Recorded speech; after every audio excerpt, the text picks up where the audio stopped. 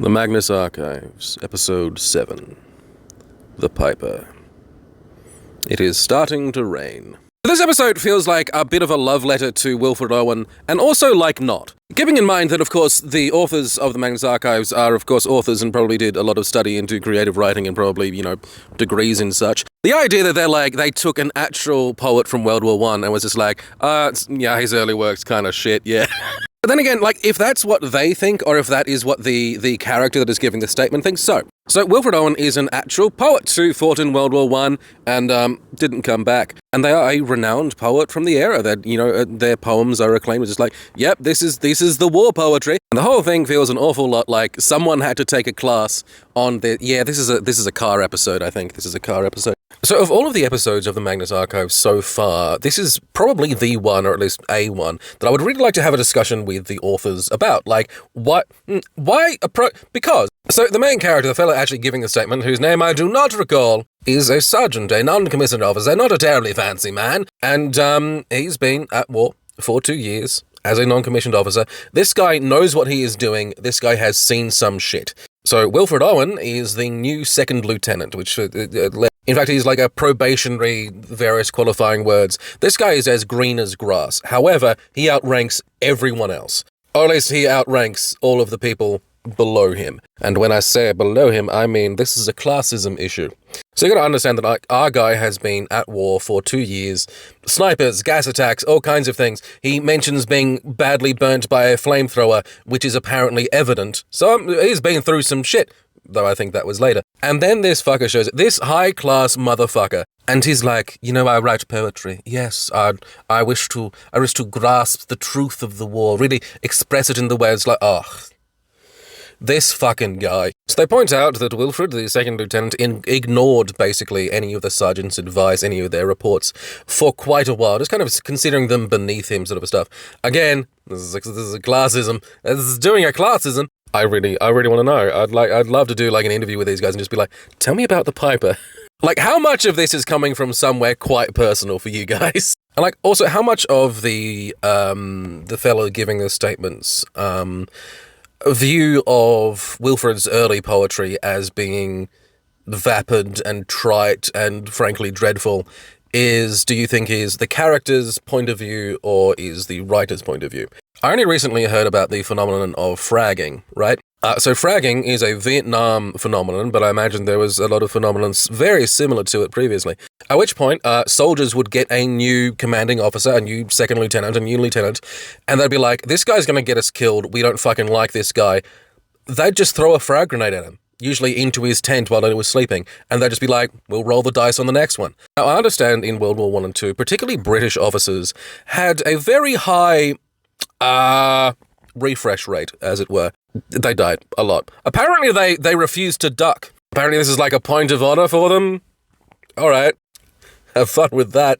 Anyway, so the whole point of the story is that Wilfred here wants to see the war as it really is. Well, have I got news for you, buddy? This seems to be the first time within the series that we see an embodiment of a thing, being in this case war. The writer of the statement notes hearing pipes, notes hearing music, and he can see those that are in the trench going to go over and get very, very shot. And the fellas who he sees kind of wistfully, as though they're listening for something, as they can hear something on the edge of he starts to realize they're the ones going to die. And it's this idea of this is the end, this is death, this is the war calling to them. They're hearing its call. Something to that effect. I'm not putting this into words, right? Look. And so the author of the statement gets a glimpse of the war, of the entity that seems to embody war. Not necessarily the war. I think this is interesting. I believe they note that it is carrying sword and spear and all manner of weapons, one hand in a crisp salute, hands playing the pipes. I don't know how many spears were being used, unless you're counting bayonets. So this seems to be an embodiment of war, not necessarily the embodiment of the First World War as, Wilfred was perhaps trying to encapsulate in his poetry. Now, I'm only a little bit into Season 2 at this point, and we haven't encountered so far this kind of embodiment of a thing yet. There is later a story about an entity that is death that functions a bit differently. I don't think that's the kind of thing that is going on here. However, again, in episode 39, and I'm going to be, I imagine, referencing that in all of these videos, in episode 39, it is essentially established that all of the tapes that we are hearing are the ones that spooky stuff is happening in. Presumably there are other tapes that Jono has recorded that they're like, no, we've reasonably confirmed that these are not actual spooky things that are happening. They're actually just drunk people or someone doing a prank or something like that. With that additional context, this guy met, like, the embodiment of war. Or glimpsed. Wilfred apparently met the fella, and perhaps made some terrible deal to carry on his witnessing of the war and putting it down in his poetry. And then it is the implication here is when the armistice was signed, when peace was made, peace which then cropped up back in not terribly long, then it was described that he wasn't shot, it was just like a bullet hole just kind of opened in his head and he fell dead. So I suppose the implication here is that Wilfred did a bit of a deal with either a devil, the embodiment of war itself, to live long enough to encapsulate the war in his poetry before finally falling dead. Now, from a world-building perspective, this is concerning. At no point do we get any kind of implication that this entity that embodied the war was causing the war, was doing anything particularly malicious.